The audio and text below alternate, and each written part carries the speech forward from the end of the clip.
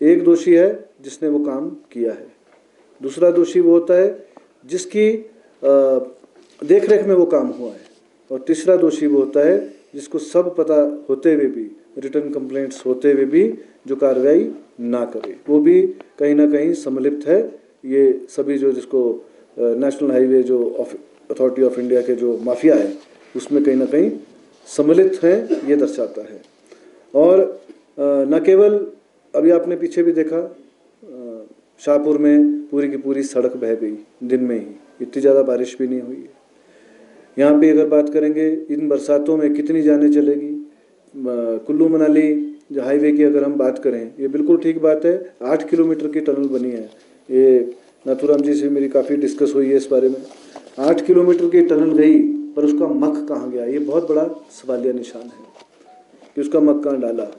कोई dumping site है, वो सीधे की साफ बात है कि वो ब्यास नदी में डाला गया है, और ब्यास नदी में जो 10 से 12 फुट उसकी नदी की जो हाइट है वो बढ़ गई है, जिससे पब्लिक प्रॉपर्टी का हज़ारों करोड़ का नुकसान हो रहा है। ये आप लोगों को मैं समझता हूँ एक नैतिक जिम्मेवारी भी है कि ये दुनिया के सामने हम लोग उजागर करें। उसमें भी दोषियों को जो है सज़ा होनी चाहिए। अगर कुल्लू से लेकर मंडी तक अगर हम बात करें तो हर साल जो है सड़क रिपेयर हो रही है, करोड़ों रुपए जो लग रहा है। इस साल भी मोदी साहब आए, 1500 करोड़ की घोषणा आपदा में करके गए हैं।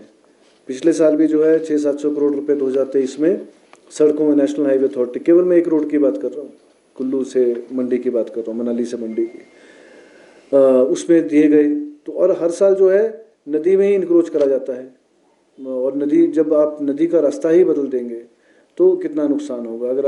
अगर हम सरका घाट की बात करें, धर्मपुर की अगर हम बात करें, तो जो इनकी सड़कें बन रही है, हमारे एक आदरणीय विधायक जो है वो तो भूख हड़ताल पे बैठे, और परिणाम स्वरूप जो है नेशनल हाईवे अथॉरिटी का वहाँ पे ऑफिस जो है वो बंद कराया गया है, क्योंकि ये लोग बोलते कुछ है और करते कुछ है। मेरे पास एक चिट्ठी मेरे हाथ में ही है 18/6/2025 की, जो ADM नाहन ने लिखी है regarding FIR for the use of prohibited blasting in green corridor national highway 707।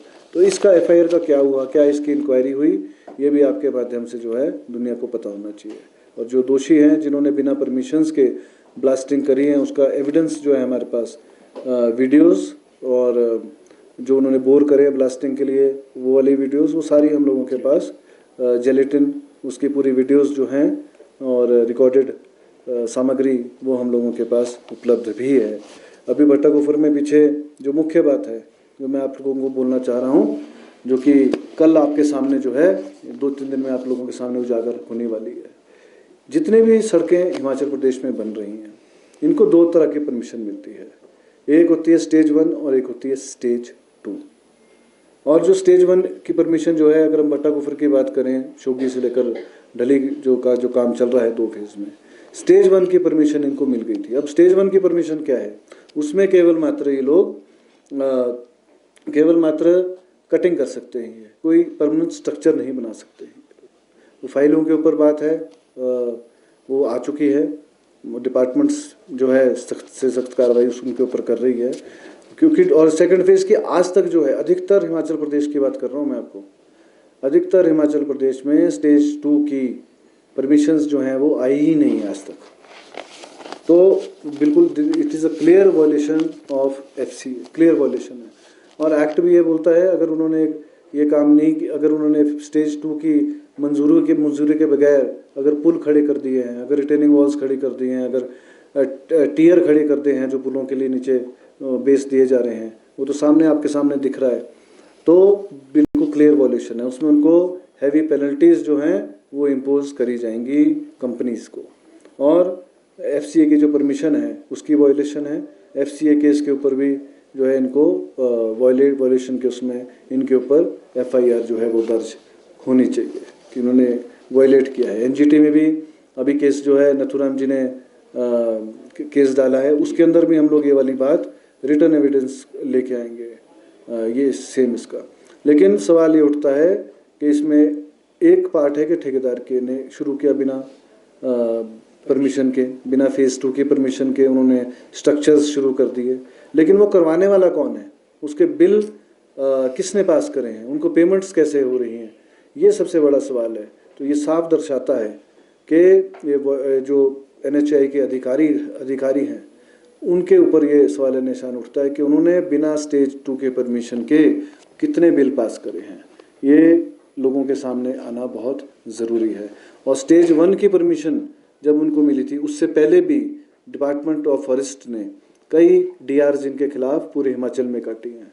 अगर हम लोग शिमला की बात करें तो RO मशोबरा ने स्टेज 1 के पहले की जो है वो आप लोगों ने ही दुनिया के सामने, मीडिया के सामने, जो मीडिया ने पब्लिक के सामने लाया था, स्टेज 1 की परमिशन के पहले ही इन लोगों ने कटिंग्स शुरू कर दी थी, जो जिसकी DR जो है 27 लाख रुपए की DR उस टाइम काटी गई थी। लेकिन जो है नेशनल प्रोजेक्ट के नाम पे, नेशनल डेवलपमेंट के नाम पे बातें जो है वो दबाई जाती हैं।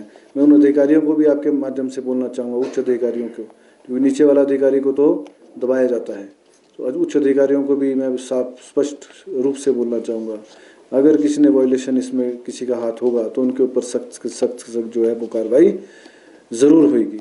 और अगर हमारे को पता चला किसी ने फ़ोन अगर निचले अधिकारी को किया है, डराया धमकाया किसी भी अधिकारी ने, तो हम ये सरकार जो है बर्दाश्त नहीं करेगी। मैं स्पष्ट शब्दों में जो है ये आप लोगों के माध्यम से बोलना चाहूँगा। This is a clear violation.